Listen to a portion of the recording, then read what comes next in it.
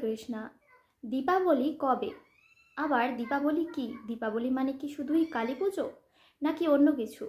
এই সমস্ত কিন্তু এই ভিডিওতে আমরা আলোচনা করব। তাই ভিডিওটি শেষ পর্যন্ত আমাদের সাথে থাকবেন এবং যদি ভিডিওটি ভালো লেগে থাকে অতি অবশ্যই চ্যানেলটি সাবস্ক্রাইব করে রাখবেন।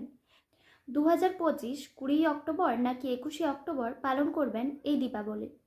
তো বিশুদ্ধ সিদ্ধান্ত অনুযায়ী 21 অক্টোবর অর্থাৎ মঙ্গলবার পালন করতে হবে এই দীপাবলি। তবে অনেকেই রয়েছে যারা কিন্তু 20 অক্টোবর সোমবার এই দীপাবলি পালন করবেন। দীপাবলি মানেই কিন্তু কালী পুজো নয়।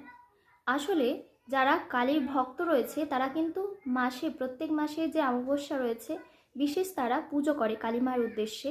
তবে এই অমাবস্যাতেও কিন্তু যারা কালী মায়ের ভক্ত রয়েছেন তারা কিন্তু বিশেষভাবে পুজো করেন কালী মায়ের। তবে কিন্তু দীপাবলি মানে কালী মায়ের পুজো নয়।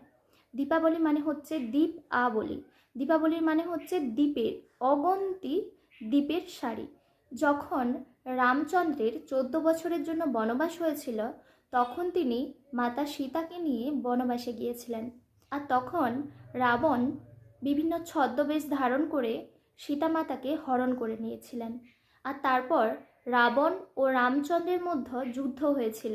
আর তখন রামচন্দ্র খুব সহজেই হনুমানের সাহায্যে রাবণকে এই যুদ্ধে পরাস্ত করেন এবং মাতা সীতাকে উদ্ধার করেন।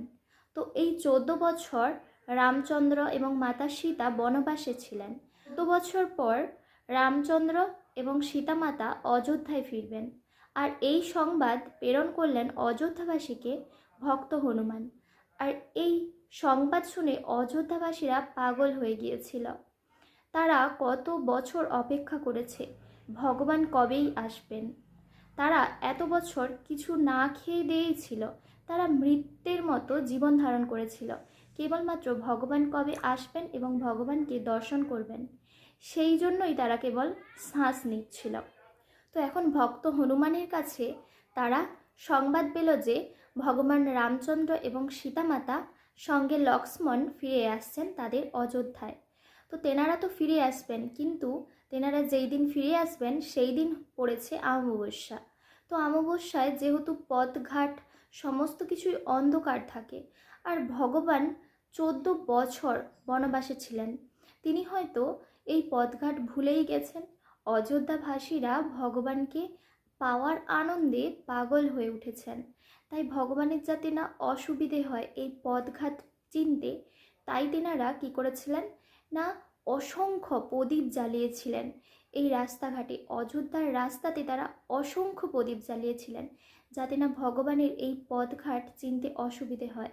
ভগবান যাতে খুব সহজেই তাদের সমস্ত অযোধ্যাবাসীদের কাছে ফিরতে পারেন, তাই তেনারা খুব ভালো করে পথঘাট সাজিয়েছিলেন, ভগবানকে স্বাগত জানিয়েছিলেন।